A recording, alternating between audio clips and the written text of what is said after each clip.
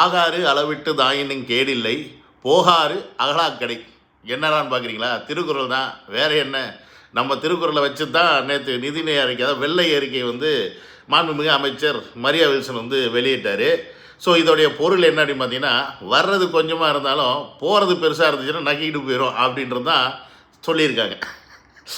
அதுதான் தமிழ்நாட்டில் நடந்திருக்கு. அதை தான் நிதிநிலை அறிக்கையாக நேற்று சப்மிட் பண்ணியிருக்காரு. ஸோ இதில் நான் உங்களுக்கு ரொம்ப ஸ்ட்ராட்டஜிஸ்ட் மாதிரி உட்காந்து விளக்கலாம் மாட்டேன். விளக்குனாலும் உங்களுக்கு விளங்காதுன்னு எனக்கு புரியும். நான் முக்கியமாக இந்த ரெவன்யூ டிஃபிசிட்டு, ஜிஎஸ்டிபி, கேபெக்ஸ்னா தெரியுமா, எஸ்ஓடிஆர்னா தெரியுமா, இப்படிலாம் சொன்னால் கன்ஃபியூஸ் ஆகுது இல்லை?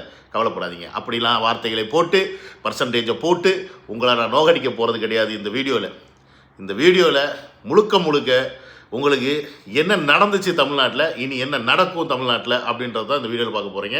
ஆனால் இந்த நிதிநிலைக்கு அறிக்கை பார்க்கும்போது எனக்கு மண்டை சொல்றன்னு ஏறினாலும் ஒரு சைடு ரொம்ப சந்தோஷமாக இருந்துச்சு. ஏன் தெரியுமா? அது அந்த வீடியோ எண்டில் பாருங்கள், அப்போ கண்டிப்பாக உங்களுக்கு புரியும். அதுக்காக எண்டில் தான் சொல்லுவேன்னு நினச்சிட்டு எண்டுக்கு ஓடிடாதீங்க. எங்கே வேணால் நான் சொல்லுவேன் ஏன் சந்தோஷமாக இருக்கேன்னு. ஸோ என்னோட சேனலுக்கு யாராவது ஃபஸ்ட் டைம் வரீங்க அப்படின்னா சப்ஸ்கிரைப் பண்ணிவிட்டு பெல் பட்டனை ப்ரெஸ் பண்ணி ஷேர் பண்ணுங்கள். மறக்காமல் உங்கள் கமெண்ட் செக்ஷனில் கமெண்ட்டை போட்டுட்டு என்ன கழுவு ஊற்றணுமோ கழுவி ஊற்றுங்க. என்ன இல்லை திருட்டு பசங்களை அவங்க கழுவி ஊற்றிட்டு போங்க அப்படின்றத ரொம்ப ரிக்வஸ்ட்டாக வச்சுக்கிறேன்.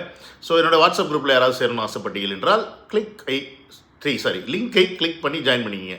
2 லிங்க் இருக்கும், ஒன்று யூஏக்கு இருக்கும், ஒன்று தமிழ்நாட்டுக்கு இருக்கும். ஸோ மாற்றி பண்ணாதீங்க, அதனால் கரெக்டாக பண்ணிங்க. வாங்க வீடியோக்கு போகலாம். திரு செந்தில், திமுக அரசு மீது கடுமையான குற்றச்சாட்டுகளை முன் வச்சிருக்கிறார். 10 லட்சம் கோடியாக கடன் அளவு உயர்ந்திருக்கு.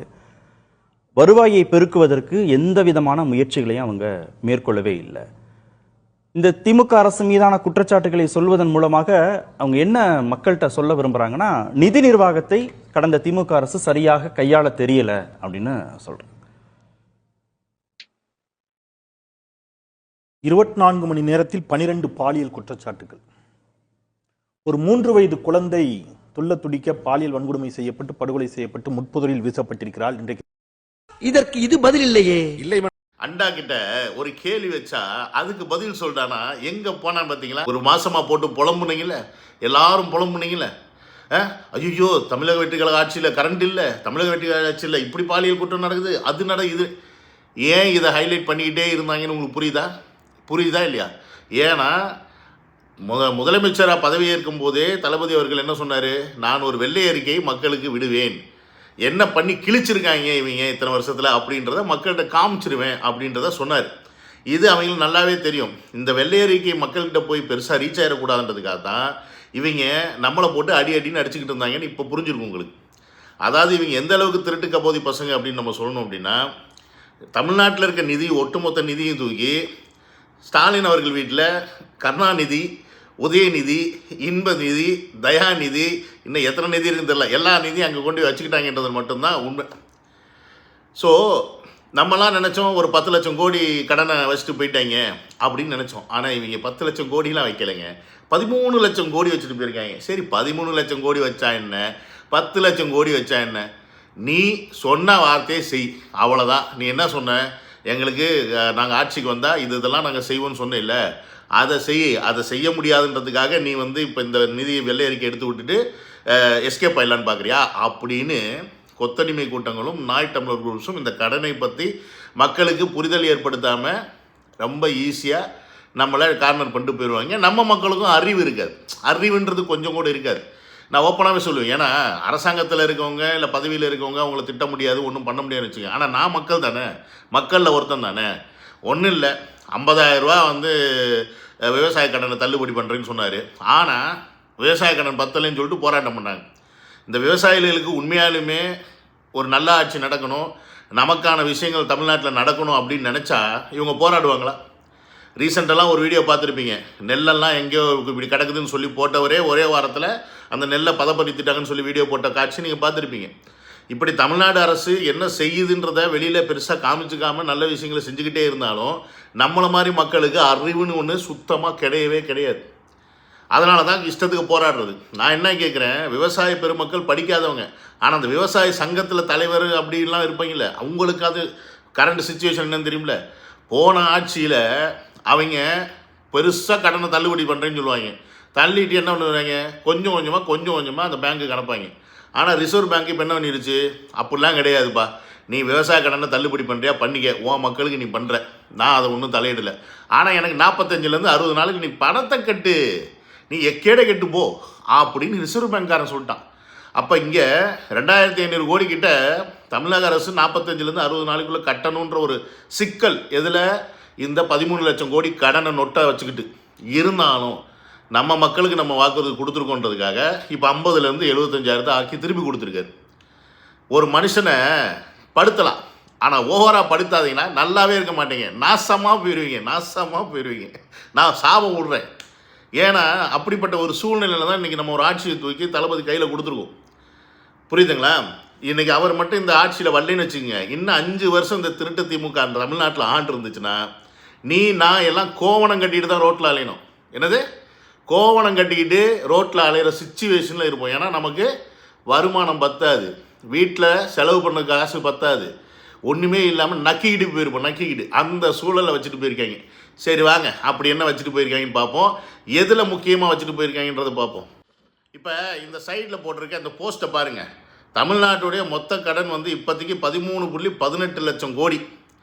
எவ்வளோ? 13.18 லட்சம் கோடியில் கடனை வச்சுட்டு போயிருக்காங்க நம்ம முந்தைய ஆட்சி செய்த திருட்டு திராவிட முன்னேற்ற கழகம் அப்படின்னு சொல்லக்கூடிய அந்த கட்சி. இது வந்து தமிழ்நாட்டுடைய கடன் வாங்கும் சக்தியை விட அதிகமாக போயிருச்சா அப்படின்னு கேட்டிங்கன்னா இல்லை. ஆனால் பார்டரில் நிற்கிறோம். நீ கடன் போய் கேட்டேன்னு கல்தாம்பட்டிலே அடிச்சு தருத்தோம் ரிசர்வ் பேங்க்காரங்க போனா அப்படின்னு அந்த ரேஞ்சில் கொண்டாந்து விட்டுட்டு போயிட்டாரு. நம்ம ஸ்டாலின் சார் சொன்னார்ல, அப்போ என்ன மனம் புரிஞ்சுருக்கணும், டே நாங்கள் முடிச்சுட்டோம்டா தமிழ்நாட்டை, இன்னும் எப்படா நீ இதை கொண்டு வர போகிற அப்படின்ற அந்த தோரணையில் அவர் அன்றைக்கி அந்த ரியாக்ஷன் பண்ணியிருக்காருன்றது நமக்கு இப்போ தான் புரியுது. ஏன்னா இவங்க ஊழலில் பார்த்தீங்கன்னா கொஞ்சம் நெஞ்ச ஊழல் கிடையாதுங்க. அதாவது எதில் ஊழல் பண்ணுறது ஒரு விவஸ்தை இருக்குல்ல, இதை கொஞ்சம் பாருங்களேன்.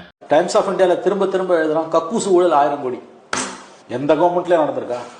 கக்கூசு ஊழல் 1000 கோடிங்க. ஒரு சிட் அவுட்டை மெயின்டைன் பண்றது ஒரு நாளைக்கு 800 ரூபாய். கின்னஸ் ரெக்கார்டு படிச்சுட்டு இருக்குது திமுக ஊழல்ல. எதிர்த்து 4.5 ஆண்டுல. ஆமா ஏங்க, நான் சொல்றது எல்லாம் பொதுவெளியில இருக்க விஷயங்க. நான் வந்து ஏதோ வந்து அப்படியே பாஞ்சு வேலை செஞ்சு இன்வெஸ்டிகேட்டிவ் ஜேர்னலிசம் பண்ணி மோப்பம் முடிச்சுட்டு போய் ஒண்ணுமே இல்லை.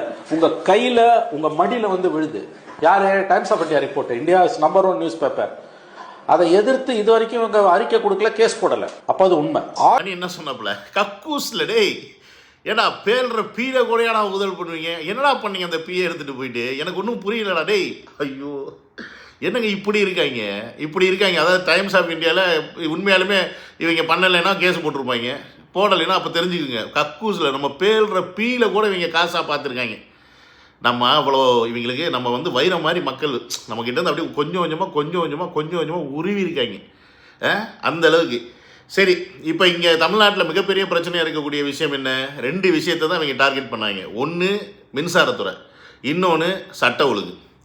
இது 2த்துக்குமே இவங்க தான் மூலதனம்னு தெரியும். கிட்டத்தட்ட இந்த 13.18 லட்சம் கோடி கடனில் 3 லட்சம் கோடி கிட்டத்தட்ட மின்சாரத்துறை மட்டுமே வச்சுருக்கு. எவ்வளோ?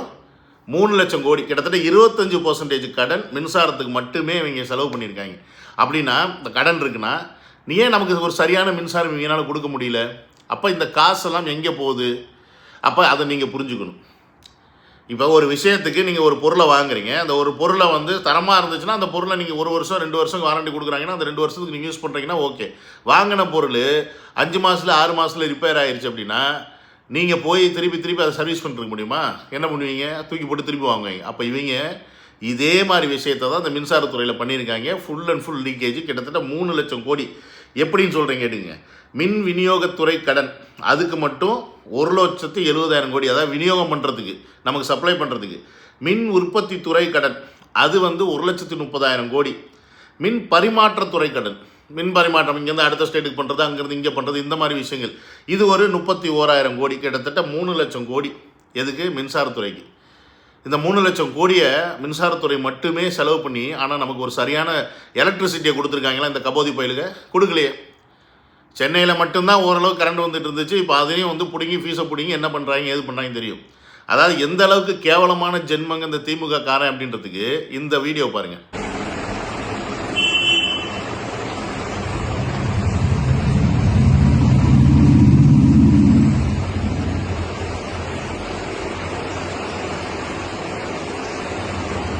இந்த கிழட்டு நாய்க்கு ஒரு 70 வயசு இருக்குமா, ஒரு 60 வயசு இருக்குமா, அவனை செருப்பை கொண்டு அடித்தா என்ன, செருப்பை கொண்டு அடித்தா என்ன? தண்ணி டேங்கை நீ வந்து திறந்து விட்டு போகிறேன்னா அந்த தண்ணி அந்த இடத்துல எத்தனை குடும்பம் இருக்குது, குழந்தை குட்டின்னு அவ்வளோ இருக்குது, திடீர்னு தண்ணி இல்லாமல் அவஸ்தைப்படுவாங்களேன்ற கொஞ்சம் கூட ஈவு இறக்கம் இல்லாமல் ஓட்டு போடலன்ற ஒரே காரணத்துக்காக இவங்க வந்து அறுத்து விட்டு போகிறாங்கன்னா இவங்கெல்லாம் என்ன பண்ணலாம்? இவங்கெல்லாம் குழி தோண்டி புதைக்க வேண்டாம்? எப்படிப்பட்ட ஜென்மத்தை வளர்த்து வச்சுருக்காங்க பாருங்க இந்த திருட்டு திராவிட பசங்க. இவங்கெல்லாம் செருப்பு கொண்டு அடிக்கணும், செருப்பை கொண்டே அடிக்கணும். அந்த அளவுக்கு ஒரு கேவலமான கேடுகட்ட ஒரு மனித இனத்தை பெருக்கி வச்சிருக்கு இந்த திராவிட முன்னேற்ற கழகம். அதனால தான் அவங்க பண்ணுற எந்த திருட்டுத்தனத்தையும் யாருமே கேள்வி கேட்கக்கூடாதுன்ற மனநிலைமை வச்சுருந்தாங்க. ஏன்னா ஒட்டுமொத்த பேரும் திருட்டு பயலுது. இன்றைக்கி அந்த ஒட்டுமொத்த திருட்டையும் அடைக்கிறது, அந்த வழியை அடைக்கிறது தான் தமிழக வெற்றி கழகம் எடுத்து வச்சுக்கிட்டு இருக்க முதல் படி. அதை புரிஞ்சிக்காமல் நம்ம தையோ தக்கோ ஐயோ அம்மான்னு கொதிக்கிறோம். ஆச்சா போச்சா வந்து 1 மாதம் ஆச்சு, எதுக்குள்ள இது சரி பண்ணல, அதுக்குள்ள அது சரி பண்ணல. எப்பட்றா பண்ணுவீங்க? 60 வருஷம் வாங்கி வச்ச கடனை, என்னது 60 வருஷம் வாங்கி வச்ச கடனை 5 வருஷத்தில் டபுள் ஆக்கிட்டு போயிருக்காண்டா. கம்முனாட்டிங்களா? 5 லட்சம் கடன், 5 லட்சம் கோடி கடனில் இருந்தது தமிழ்நாடு. வளர்ந்த மாநிலத்தில் முன்னாடி இருந்த தமிழ்நாட்டை எங்கேயோ கொண்டு போய் பின்னாடி வச்சுட்டு போயிருக்கீங்களா பிச்சைக்கார பயிலுங்களா? சாரி, நாங்கள் தான் பிச்சைக்கார பயில ஆக்கிட்டோம், நீங்கள் தான் வசதியாக இருக்கீங்களா புறம்போக்குங்களா? இதை புரிஞ்சுக்காம திருப்பி உட்காந்துக்கிட்டு அவங்களுக்கு தானே சவரட்டனை பண்ணிக்கிட்டு அவங்களுக்கு தானே காலை கழுவிக்கிட்டு உட்காந்து வேலை பார்த்துட்டு தெரிகிற கம்முனாட்டிங்களா இருக்கீங்க எல்லாரும். ஸோ எந்த அளவுக்கான ஒரு சிச்சுவேஷனை தமிழ்நாட்டில் கிரியேட் பண்ணி வச்சுட்டு போயிருக்காங்க. இது மட்டும் இல்லை, போக்குவரத்து துறை கிட்டத்தட்ட 44,000 கோடி கடனில் இருக்குது. இப்போ போக்குவரத்து துறை கடனில் இருக்குன்னும் போது இந்த மாதிரி எல்லா இடமே எல்லா துறையுமே கடனில் இருந்துச்சுன்னா ஒரு நலத்திட்ட உதவிகளை எப்படி வந்து வர அரசாங்கம் செய்ய முடியும் அப்படின்ற ஒரு சிக்கலில் வந்து நின்றுது. இங்கே மக்களுக்கான தேவைகளை செய்ய வேண்டியதும் அரசாங்க கடமை தான்.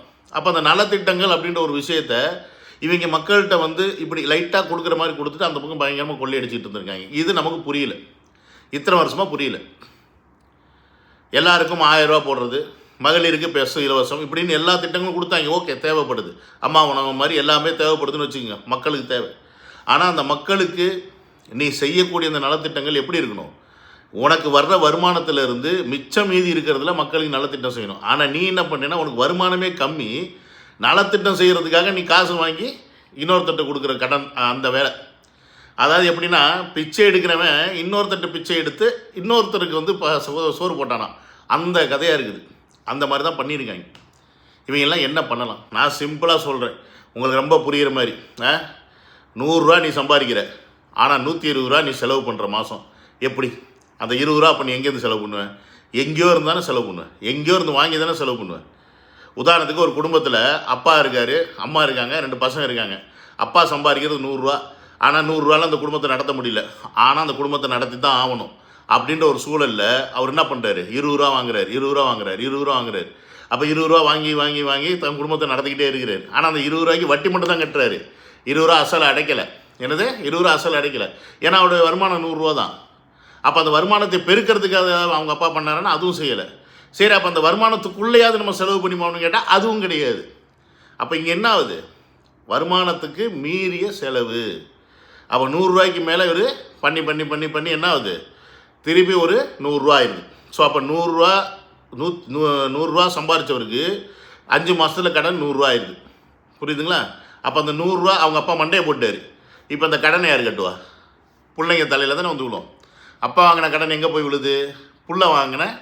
பிள்ளைங்க தலையில் விழும். ஸோ அப்போ இங்கே இன்றைக்கி தமிழ்நாட்டில் ஒவ்வொருத்தர் தலையிலையும் 1,30,000 ரூபா கடன் இருக்குப்பா. நான் சொன்னேன்ல, நிதிநிலை அறிக்கை வடிக்கும் போது எனக்கு சர்ன்னு ஏறிச்சு. ஆனால் ஒரு வகையில் சந்தோஷமாக இருந்துச்சுன்னு இந்த ஒரு விஷயம் நான் சந்தோஷப்படுறேன். ஏன் சந்தோஷப்படுறேன் அப்படின்னு நினைக்கிறீங்களா? ஆமாம், நான் மட்டும் கடங்காரன் தான் போதுமா? எல்லோரும் கடங்காரனா இருக்கீங்க, எல்லோரும் கடங்காரனாரு.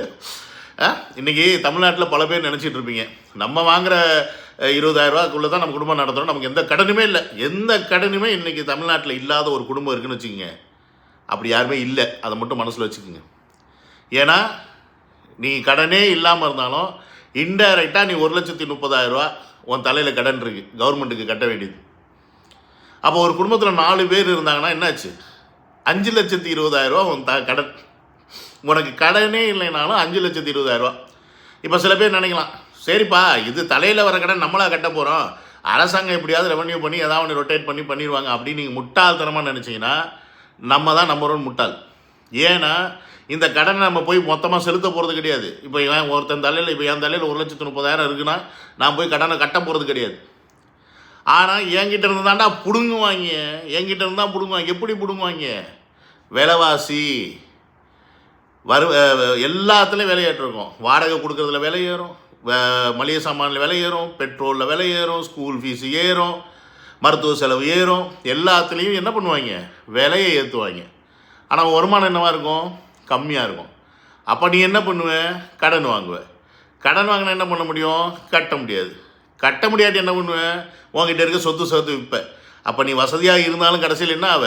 பிச்சைக்காரன் ஆயிடுவீங்கடா, பிச்சைக்கார பயலுங்களா அப்படின்னு சொல்லாமல் சொல்கிறாங்க இந்த திருட்டு திராவிட பசங்க. ஏன்னா அப்படி தான் ஆக்கி வச்சுட்டு போயிருக்காங்க. ஸோ அப்போ இவ்வளோ பெரிய சிக்கலை நம்மளை மாட்டி விட்டு போயிருக்காங்க.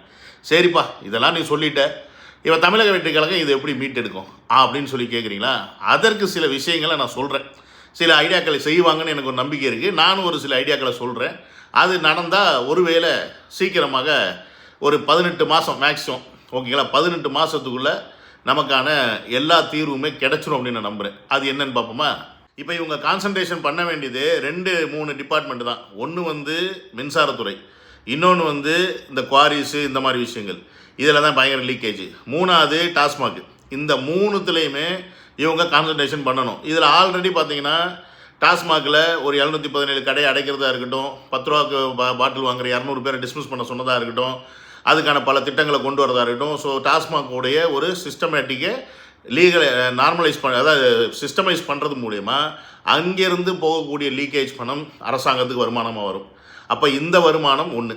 2வது ஆல்ரெடி குவாரியிலேருந்து போகக்கூடிய இந்த மண்ணாக இருக்கட்டும், மலையாக இருக்கட்டும், எம்சாண்டாக இருக்கட்டும், லொட்டு லொசுக்கு, இதை ஆல்ரெடி பிரபு அவர்கள் நிறைய இடத்துல நிறுத்திட்டாரு. ஸோ அதுலேருந்து வரக்கூடிய லீக்கேஜையும் அடைச்சி அதுலேருந்து வரக்கூடிய ரெவன்யூ கரெக்டாக கவர்மெண்ட்டுக்கு வர மாதிரி பண்ணுறது, அது ஒன்று. மற்றபடி இந்த ரிஜிஸ்ட்ரேஷன், லேண்டு, லொட்டு லொசுக்குன்னு இதெல்லாம் ஆல்ரெடி பண்ணிட்டாங்க. பார்ட்டி ஃபண்டுன்னு சில விஷயங்களை க்ளோஸ் பண்ணி எல்லாத்தையும் லீகலைஸ் பண்ணி அதெல்லாம் அரசாங்க கஜானாக்கு வரணுன்ற மாதிரி ஒரு சிஸ்டமைஸ் பண்ணிட்டாங்க. இங்கே மேஜராக இருக்கக்கூடிய சிக்கல் என்னன்னு பார்த்தீங்கன்னா எலக்ட்ரிசிட்டி. இந்த எலக்ட்ரிசிட்டியை இவங்க என்ன பண்ணுறாங்க? பொதுவாக இப்போ எல்லா இடத்துலையும் போகிற இடத்துல பிடிங்கி விட்டுறாங்க. ஸோ இப்போ இங்கே ஒரு 2 விஷயத்த பண்ணலாம் எலக்ட்ரிசிட்டிக்கு. எல்லா இடத்துலையும் இந்த சோலார் இம்ப்ளிமெண்டேஷனை அரசாங்கம் ஊக்குவிக்கணும். ஒவ்வொருத்தருக்கும், அதாவது சொந்த வீடு வச்சுருக்கவங்களா இருக்கலாம், அவங்க வீட்டு மொட்டை மாடியில் ஆல்ரெடி அந்த சிஸ்டம் இருக்குது, நீங்கள் சோலார் பேனல் போட்டிங்கன்னா உங்களுக்கு மானியம் கொடுப்போம் அப்படின்ற மாதிரி சில விஷயங்கள் வச்சுருக்காங்க. அந்த மானியம் கொடுக்கறத இன்க்ரீஸ் பண்ணி 100% நீங்கள் சோலார் சிஸ்டத்தை யூஸ் பண்ணுங்கள் அப்படின்ற ஒரு ஆப்ஷனை கொடுத்து அது மூலிமா நிறையா எலக்ட்ரிசிட்டி செலவாகிறத கம்மி பண்ணலாம். அப்போ என்ன ஆகும்? ஆட்டோமேட்டிக்காக ப்ரொடக்ஷன் காஸ்ட் கம்மியாகும், தேவையில்லாத லீக்கேஜஸ் குறையும், கண்ட இடத்துல வைக்க வேண்டிய டிரான்ஸ்பாரங்கள் குறையும். அப்போ இது மூலிமா நமக்கு மிகப்பெரிய ஒரு ப்ரொடக்ஷன் காஸ்ட் அப்படின்றது எலக்ட்ரிசிட்டியில் ஸ்டாப் செய்யப்படும். அப்போ இந்த சோலார் பேனலை வீடுகள் மட்டும் இல்லாமல் ஸ்கூல்ஸு, காலேஜஸ்ஸு, இந்த மாதிரி இடங்கள்லாம் வைக்கணும் அப்படின்றது ரொம்ப முக்கியமாக நம்ம பார்க்க வேண்டியது. ஸோ அப்போ இந்த சோலார் இம்ப்ளிமெண்டேஷன், அதுக்கப்புறமா அந்த காற்றாலைகள் மூலிமா எலக்ட்ரிசிட்டி செய்கிறது, இந்த மாதிரி விஷயத்தில் கான்சன்ட்ரேஷன் பண்ணி அதன் மூலிமா நம்ம இந்த எலக்ட்ரிசிட்டியோடைய இந்த காஸ்ட், இந்த 3 லட்சம் கோடி ஆகுதுன்ற இந்த காஸ்ட்டை 1.5 லட்சம் கோடியை கட் டவுன் பண்ணாங்க அப்படின்னாவே மிகப்பெரிய ஒரு லாஸ்ட்லேருந்து அப்படின்றதுங்களையும் தமிழ்நாடு திரும்பி வந்துடும். எனக்கு தெரிஞ்சு அதில் கான்சன்ட்ரேஷன் பண்ணுவாங்கன்னு நினைக்கிறேன். அதற்கான வேலையை ஆரம்பிப்பாங்க கூடிய சீக்கிரம். சரி, 2வது இப்போ அரசு பேருந்து. இந்த அரசு பேருந்தில் ஆல்ரெடி பெண்களுக்கெல்லாம் இலவசம்னு சொல்லியிருக்காரு. அது ஸ்டார்ட் பண்ணிட்டாருன்னா ஆல்ரெடி 44,000 கோடி 50,000 கோடி கடனில் இருக்க அரசு பேருந்து எப்படிப்பா நீங்கள் திருப்பி எடுப்ப அப்படின்னா, கடனில் இருக்குது. அங்கே ஓடுற பஸ்ஸெல்லாம் அப்படியே பல மின்னுற பஸ்ஸாக வச்சுருக்காங்க, எல்லாம் காயலாங்கடைக்கு போகிற பஸ்ஸாக வச்சுருக்காங்க. அப்போ இங்கேயும் அதே லீக்கேஜ் தான். என்ன மெயின்டெனன்ஸ் காஸ்ட்டுன்னு சொல்லிட்டு இஷ்டத்துக்கு போட்டு திட்டுவாங்க. இதுக்கு எல்லாத்துக்கும் மேலே பெட்ரோல் ஊற்றுறாங்களே, அதில் எவ்வளோ லூட்டு போகுது, எவ்வளோ கொள்ளை அடிக்கிறாங்கன்னு தெரியாது. அதை முதல்ல பிடிச்சாவே இங்கே மிகப்பெரிய ஒரு ஆப்பு அந்த டிபார்ட்மெண்ட்டுக்கு வந்துடும். ஸோ அது 2. அதற்கப்புறமா இந்த அரசு ஊழியர்கள்னு சொல்லிட்டு 2 பேர் வச்சுருக்காங்க. பஸ் டிரைவர் ஒருத்தர், கண்டக்டர் ஒருத்தர். சரி, நம்ம பாப்புலேஷனுக்கு அதெல்லாம் தேவை. ஆனால் பாப்புலேஷன் இருக்கிற இடத்துல 2 பேர் வைக்கலாம். பாப்புலேஷன் இல்லாத இப்போ லாங் ரூட் போகிற பஸ்ஸுக்கெல்லாம் பார்த்தீங்கன்னா சிஸ்டமைஸ் பண்ணி புது டெக்னாலஜி பஸ். இப்போ இங்கே யூஏலாம் பார்த்தீங்கன்னா எப்படின்னா பஸ்ஸில் டிரைவர் மட்டும்தான் இருப்பார். கார் சிஸ்டம் கொண்டு போய் காரை நொட்டிங்கன்னா ஓகே ஆயிரும். அந்த மாதிரி லாங் ரூட்டில் போகிறதுக்கெலாம் மேன் பவர் கம்மி பண்ணாவே அவங்களுக்கான அந்த சேலரி காஸ்ட் அப்படின்றது கம்மியாகும். அந்த டிரைவருக்கு அந்த கண்டக்டர்களுக்கு வேறு ஏதாவது ஒரு துறையில் வேலையை போட்டு கொடுத்துடலாம். அது நல்ல விஷயந்தான். ஸோ இந்த மாதிரி விஷயங்கள் செய்கிறது மூலிமா பஸ்ஸில் ப்ரைவேட் விளம்பரங்கள் கொடுக்கறது, அதுக்கப்புறமா ப்ரைவேட் கம்பெனிக்கிட்ட பஸ்ஸை கொடுத்து நல்ல பஸ்ஸை மெயின்டைன் பண்ண வைக்கிறது, அந்த காஸ்ட்லாம் அவங்க பார்த்துக்கிறது அப்படின்னு பல சலுகைகளை பல விஷயங்களை முன்னாடி எடுத்துகிட்டு வர்றது மூலிமா டிரான்ஸ்போர்ட்டேஷன் டிபார்ட்மெண்ட்டை டெவலப் பண்ண முடியும். டிரான்ஸ்போர்ட்டேஷன் வந்து கவர்மெண்ட் பாதி ப்ளஸ் ப்ரைவேட் பாதியாக இவங்க வந்து சேர்ந்து செய்யும்போது நமக்கு நல்ல தரமான பஸ்ஸுகளும் நல்ல நீட்டான பஸ்ஸுகளும் கிடைக்கிறதுக்கான வாய்ப்பு இருக்குது. ஸோ அப்போ இந்த காயலாங்கடைக்கு போக வேண்டிய பஸ்ஸெல்லாம் மாற்றிட்டு அப்புறம் இந்த இதில் சொல்லுவாங்களே என்னது, இந்த பேட்டரியில் ஓடக்கூடிய பஸ்ஸை வந்து எடுக்கிறது மூலிமா நமக்கு ஃபியூயல் கன்சம்ஷன் அப்படின்றது ரொம்ப குறையும். அது மூலிமா நமக்கு மிகப்பெரிய ஒரு ரெவன்யூ நிற்கும். ஸோ இதை வந்து டிரான்ஸ்போர்ட்டேஷன் டிபார்ட்மெண்ட்டில் செய்ய முடியும். இப்போ ஆல்ரெடி நீங்கள் பார்த்துருப்பீங்க, பொதுப்பணித்துறை நான் சொன்ன மாதிரி இந்த டிபார்ட்மெண்ட்லாம் ஆல்ரெடி லீக்கேஜை கவர் பண்ணுறது, எலக்ட்ரிசிட்டியில் வந்து சேஞ்சஸை கொண்டு வருது, டிரான்ஸ்போர்ட்டேஷனில் சேஞ்சஸை கொண்டு வருது, அப்புறம் மக்கள் நலத்திட்டங்கள் கரெக்டான மக்களுக்கு தான் போய் சேருதா அப்படின்றத பார்க்குறது, அப்புறம் விவசாய கடனை திருப்பி இப்போ கொடுக்க போகிற விவசாயிகளுக்கு கரெக்டான விவசாயிகளுக்கு தான் கொடுக்குறோமா, அந்த விவசாயிகள் கடன் வாங்கி விவசாயம் தான் பண்ணுறாங்களான்றதை கரெக்டாக சிஸ்டமைஸ் பண்ணுறது, இப்படி ஒவ்வொரு விஷயத்துலையும் அரசாங்கம் சிஸ்டமைஸ் பண்ணி அந்த நபர் சரியான நபருக்கு தான் அந்த காசு போகுது, அதற்கான உற்பத்தி அங்கே நடக்குது அப்படின்றத கன்ஃபர்மேஷன் பண்ண வேண்டியது கவர்மெண்ட்டோட கையில் இருக்குது. இது அந்தந்த ஏரியாவில் இருக்கக்கூடிய எம்எல்ஏ, எம்பி, மினிஸ்டர் இவங்கெல்லாம் பார்த்து அதை கரெக்டாக செய்யணும். அதை செஞ்சாவே எங்கேயும் லீக்கேஜ் நடக்காமல் வர வேண்டிய வருமானம் எல்லாம் அரசாங்க கஜானாக்கு வரும்போது இப்போ இந்த சொன்ன கடன் அப்படின்றது ஆட்டோமேட்டிக்காக குறையும். ஏன்னா இங்கே ஆல்ரெடி கிட்டத்தட்ட 78,000 கோடி வருமான பற்றாக்குறை இருக்குது அப்படின்னு சொல்லியிருக்காங்க. எனது வருமான பற்றாக்குறை 78,000 கோடி. அப்போ 78,000 கோடி வருமான பற்றாக்குறை நீங்கள் எப்படி கம்மி பண்ணுவீங்க? புரியுதுங்க நான் சொன்னது? 100 ரூபா சம்பாதிக்கிற இடத்துல 120 ரூபா செலவுன்னு சொன்னால அது மாதிரி தான் இங்கே 100 ரூபா வருமானம் வர இடத்துல எவ்வளோ செலவு இருக்குது? 170 ரூபாய்க்கு தமிழ்நாட்டில் செலவு இருக்குன்றத சொல்லியிருக்காங்க. அப்போ இந்த 70 ரூபா டிஃப்ரென்ஸை நம்ம குறைக்கணும். இந்த 70 ரூபா டிஃப்ரென்ஸை குறைக்கிறதுக்கு இதெல்லாம் செய்கிறது மூலிமா அதற்கப்புறம் பல இன்வெஸ்டர்ஸ் வருவாங்க. அந்த இன்வெஸ்டர்ஸ் வர்றது மூலிமா உற்பத்தி, வேலைவாய்ப்பு இது பெருகும். இது பெருகிறது மூலிமா ரெவென்யூ வரும். ஸோ இப்படி தளபதியோடைய 2036 விஷன் $1.5 ட்ரில்லியன், என்னது $1.5 ட்ரில்லியன் தமிழ்நாட்டுடைய ஜிடிபி ஏற்றணும், அவருடைய அந்த கனவை பூர்த்தி செய்ய முடியும். ஸோ அதற்கு மிக வேகமாக தமிழக வெற்றி கழகத்தை சேர்ந்த நம்மளுடைய தமிழ்நாட்டுடைய முதலமைச்சர் எல்லா வேலையும் செய்வார்ன்றதில் மாற்றுக்கிறதே கிடையாது. ஸோ இது நடக்கும். இன்னைக்கு இப்போ 2026 தேதி என்ன 18? ஆமாம் 18ன்னு நினைக்கிறேன். இன்றைக்கி இந்த வீடியோ மார்க் பண்ணி வச்சுக்கோங்க. கரெக்டாக 2 இயர்ஸ் கூட ஆகாது. அதுக்குள்ளேயும் எவ்வளோ பெரிய சேஞ்சஸ் நடக்குதுன்னு மட்டும் பாருங்கள். நடக்கும். நான் வந்து அவர் கட்சி ஆரம்பித்து வரும்போது சிஎம் ஆவார்னு சொன்னேன், ஆனார். இப்போ நான் சொல்கிறேன், இது நடக்கும், நடக்காமல் போகாது. மார்க் மை வேர்ட் அப்படின்றது சொல்லி இந்த வீடியோ முடிச்சுக்கிறேன். So another video, love you all, take care, bye bye.